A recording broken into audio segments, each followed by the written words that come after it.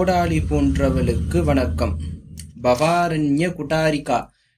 இந்த பவானியாக இருக்கக்கூடியதான் பெரிய பாளையத்துல அம்பாள் பவானி ரூபமாக காட்சி கொடுக்கிறார்.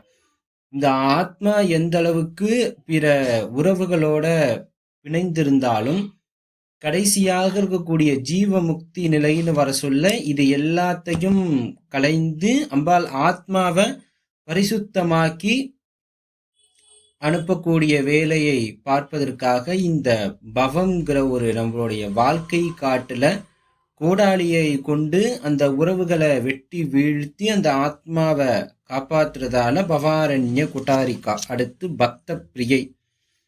நன்மையின் இனிமை காண்பவளுக்கு வணக்கம். பக்த மூர்த்தி. கருணையின் வடிவமான இருப்பவளுக்கு வணக்கம். பக்த சௌபாக்கியதாயினி. அடியவர்களுக்கு எல்லாவற்றையும் நல்குபவளுக்கு வணக்கம். பக்தருக்கு சௌபாக்கியத்தை அருளக்கூடியவள்.